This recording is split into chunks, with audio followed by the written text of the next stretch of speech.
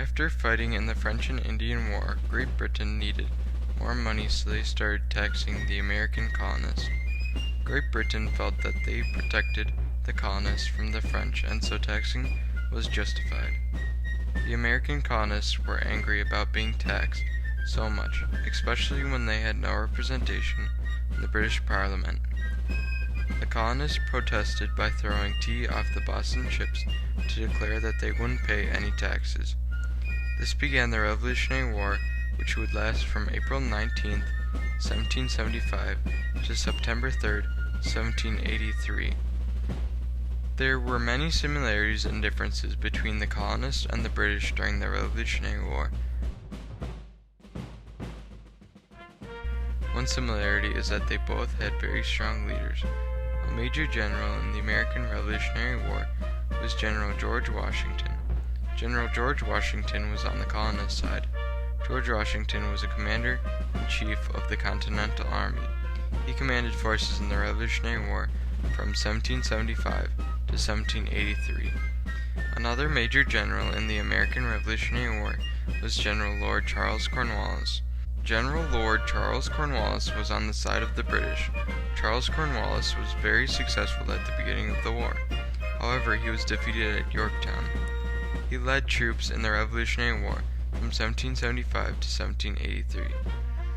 The Americans and British had very different uniforms. The American colonists didn't have official uniforms. They wore their own clothes, and when it was time to fight, they had to bring their own food, ammunition, water, and bedding. No two Minutemen and militia dressed alike. Some of them wore uniforms from the French and Indian Wars. Their knapsacks were at least 20 pounds, containing food, clothing, and a blanket.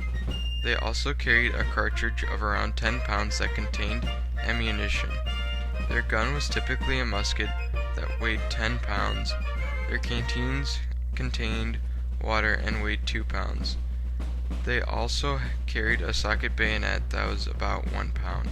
In contrast, the British had uniforms. Since the British had uniforms, they could easily tell friend from foe. The British wore red because they thought it looked good, and it added that fear factor look. The battlefields in the 1700s were confusing places and smoky, so when the British wore red, they were easier to see and wouldn't get shot by their own man.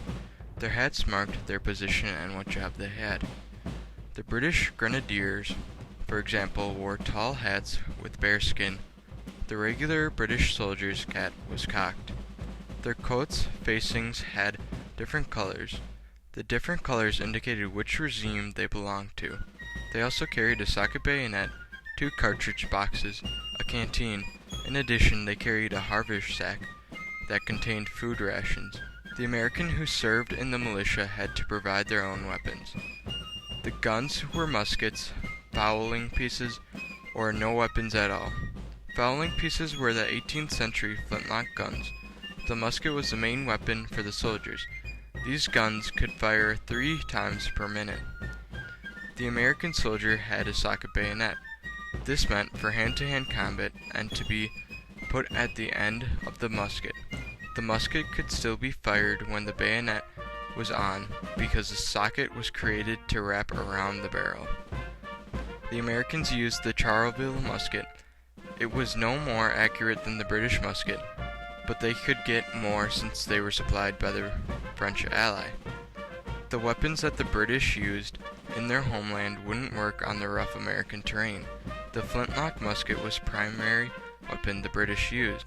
The British relied on a gun they called Brown Bess. The lack of accuracy of these didn't matter when they were firing in a line formation, since they were bound to hit something. Some major battles in the war were the Battle of Lexington and Concord on April 19, 1775, kicked off the American Revolutionary War. For years there were conflicts between the 13 American colonists and the British because of taxes that British were imposing without any representation from King George.